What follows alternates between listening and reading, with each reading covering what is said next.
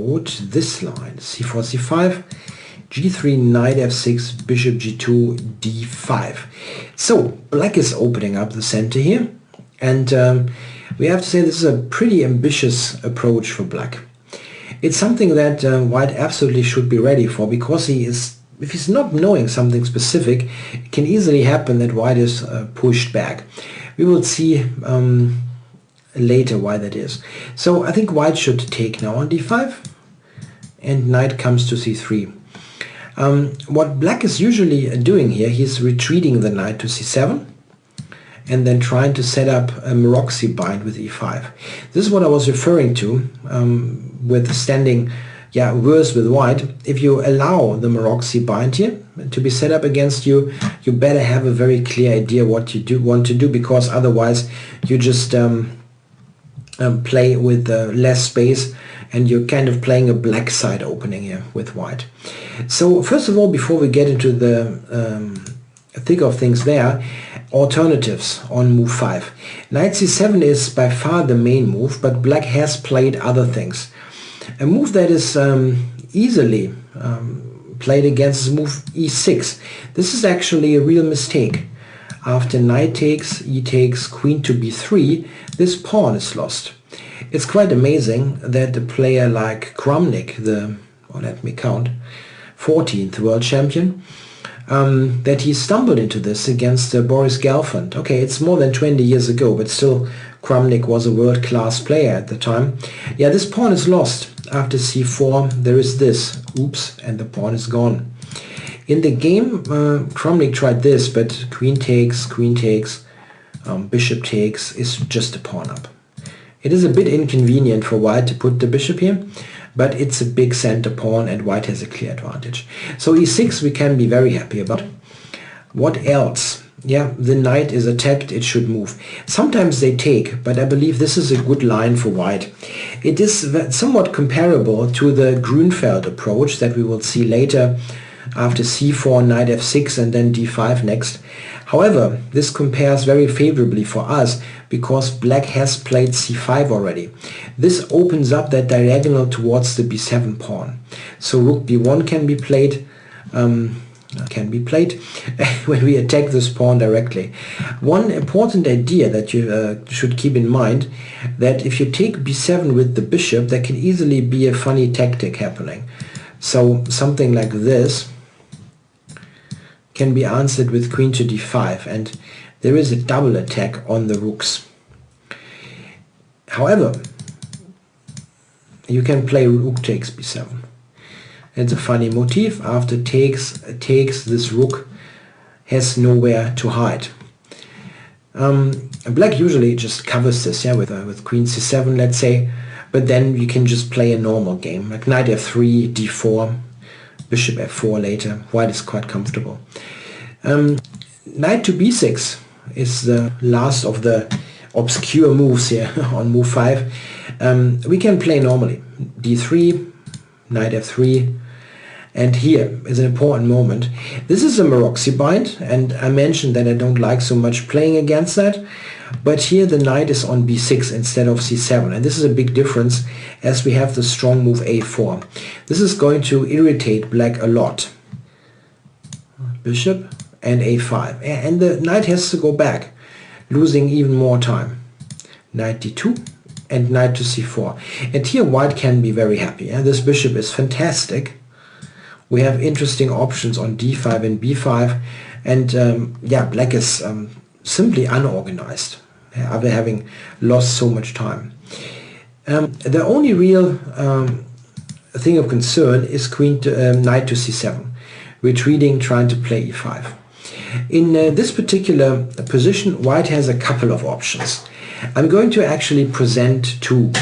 There's one option that I personally like, but I'm very aware that this might not appeal to everybody, so I'm presenting a second option.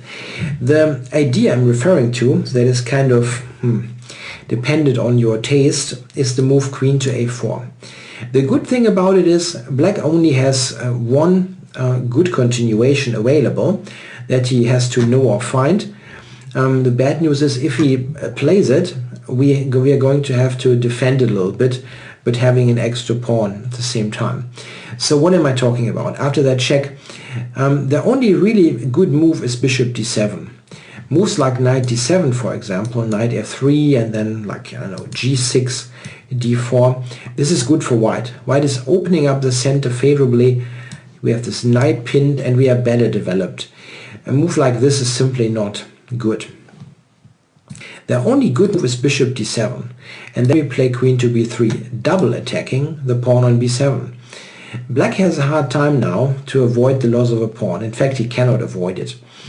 The move knight c6 is the strongest, but bishop c6 is also possible.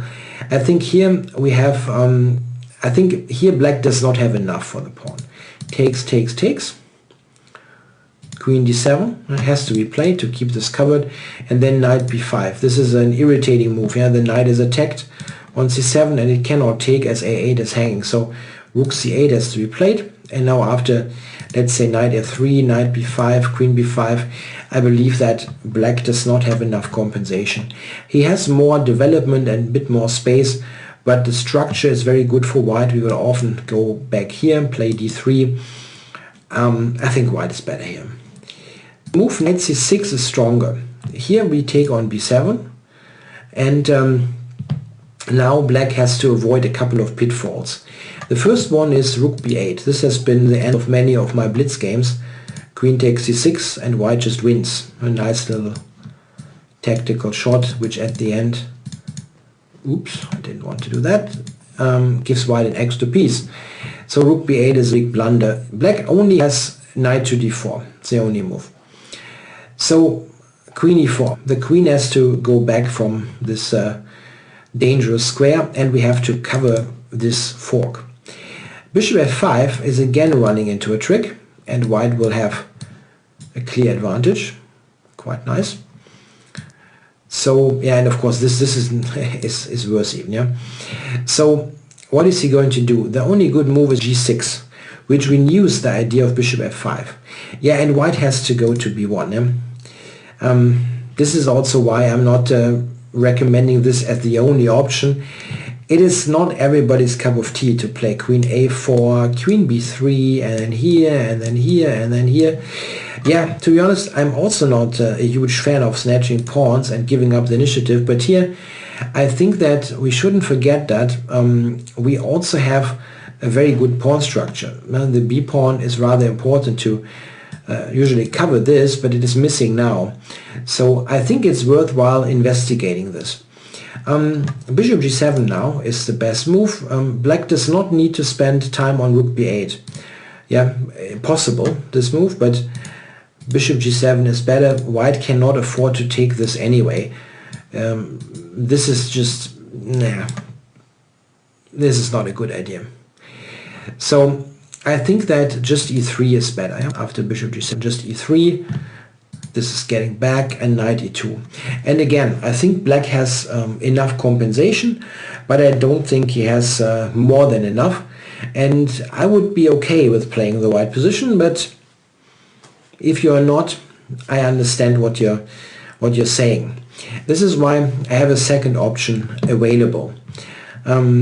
Again, what I want to emphasize is black has to play like this. Anything else on the way is better for white. So this is important from a practical point of view. You won't get this position every game.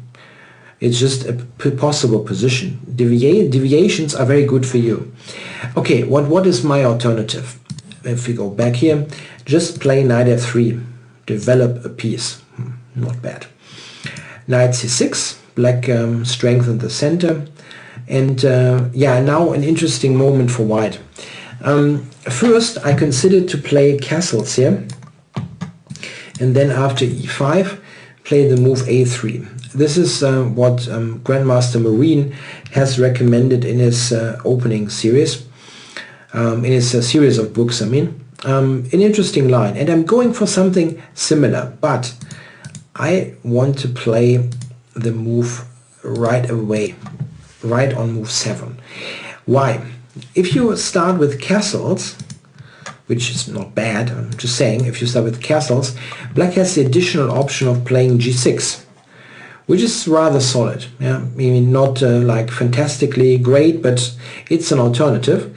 And I think that if white starts with a3, we can address the g6 setups differently. If black now plays the move g6, I'm happy to play h4. Yeah, and I believe this is a very, very nice option. The move h4 has become popular a lot in many lines of the English opening. Of course, in particular when white is not castled yet. We will see a lot of h4 in the anti-Grunfelds of a later part of the series. After h4, black has to react in some way. He cannot just let white play h5, I think. For example, if he plays bishop g7, h5, castles, takes, d3, white has excellent attacking chances. Yeah, there could be something crude like this, or just put the bishop out, queen d2, bishop h6. I mean, black is really asking for it here. So after h4, he should play differently, he should react somehow. You have both h-pawn moves, h6 and h5. Let's start with h5. I think after h5, black is weakening his king side quite a bit. I think white is better with normal moves. Let's say this, bishop e3, b6, and knight to g5. Yeah, this is an uncomfortable situation for black. The knight is attacked, but okay, he will definitely not blunder it.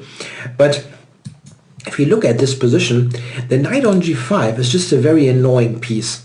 It cannot be expelled easily with f6. A move like f6 would weaken g6 and the whole king side a lot. So this is always going to be a nuisance, this piece. Also note that after, let's play a couple of normal moves like this, and let's say white put the knight on e4. Oftentimes a knight on e4 wouldn't be a stable piece as it can be attacked with f5. Of course, I mean, black could play f5 here, it's not like losing immediately, but note how weak the king side is after that. Black would very much prefer to have a pawn back on h7 when playing f5, so that after knight g5 you could expel it with h6, but this is already gone, this option. So h5 is a severe weakening of the king side. The best move I think is h6. It's the most solid. So that after h5 black can play g5. This is not our intention, of course. We just develop with d3, bishop e3, and after knight d4 for example, knight e4, knight e6, rook c1, b6, we have b4 with good play on the queen side. Also note that whenever this h6 move is played, in some cases a move like queen d2 or queen c1 would win a tempo on the pawn. Of course, be careful about the knight coming to b3. Again, I think white is a bit better here. Alternatively, black can also, of course, play knight e6, after which I would recommend something similar to play. Knight a4, bishop d7. Now taking is kind of debatable. Yeah, something like this, and bishop takes is kind of unclear. I think rook b1 is stronger. Just prepare before. And here I believe that white is again slightly better. He's got good play on the queen side. Queen d2 is a later tempo, and it's a good typically English opening position to play. So after g6 we have this interesting h4 option. The mostly played move, however, is the move e5, setting up the reversed Maroczy bind. What I don't like is for white to now play any slow move like d3, castles and so on. I think white should try to get something going quickly. He's white after all. So b4.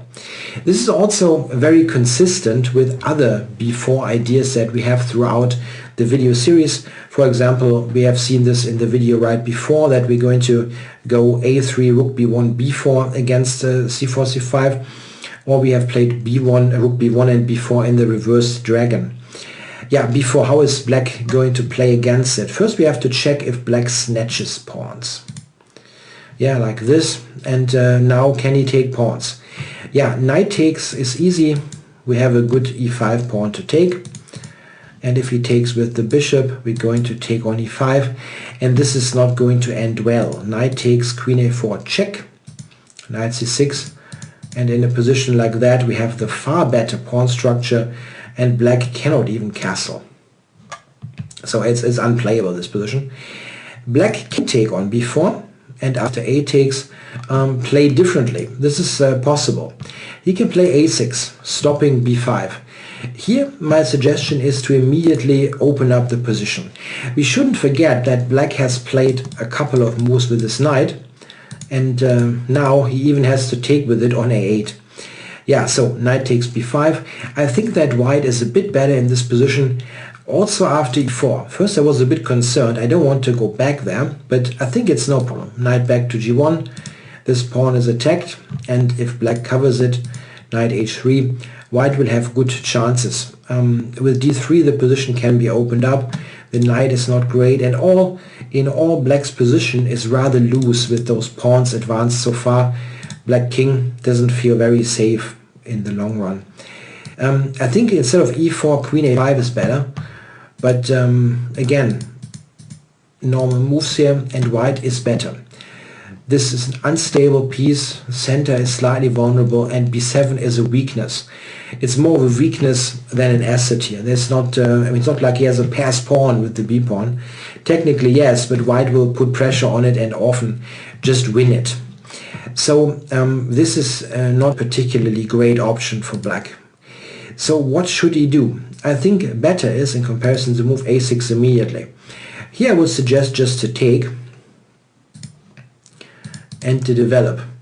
Now the move knight e4 becomes an option. If black castles, knight to e4, this is a double attack, very uncomfortable one. So maybe f6, let's say, and white will continue to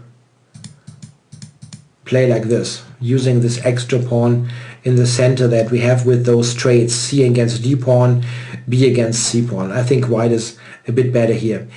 Note that we have immediately opened up the center and avoided that Maroczy bind structure. It's just far more dynamic than playing against this pawn wall all the time. An interesting alternative here, and the main line that I'm showing, is the move f6, immediately covering this. Here white should insist on some dynamic ideas here with rook b1. Yeah, you can also take first, but it's better to play rook b1 and ask black for a move. He still cannot capture things. Yeah, something like bishop takes is bad due to rook takes b4, and we will win stuff here with the check. Or alternatively, knight takes is the same business, right? Yeah, it doesn't work. There are many tactical justifications why all this is not working. I mean, this is also nice. I just see that rook b4 is easier with queen a4 coming. So again, black cannot grab. What he can do is he can play bishop e7 in this position, after which I suggest to take. And we've basically gained a move now, a tempo, instead of taking on c5 immediately. Yeah, black has now taken two moves to take. And something like this is, again, I think, a bit better for white. We just have opened up the queen side quickly and have play there. Best may be, against all this, to take here on b4. And now to play the move a6. Yeah, this happened in a game between Georg Mayer, the German top grandmaster, and Artyom Timofeyev in Cuba 2009. Castles was played by Mayer, and after bishop e7 he played the move b5, directly transforming the pawn structure. This happened, and I think we can stop here. White is a bit better. The b pawn is a weakness. It's on the open b file, always under pressure.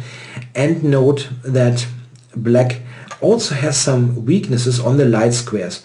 Whenever he plays f6 here, together with e5.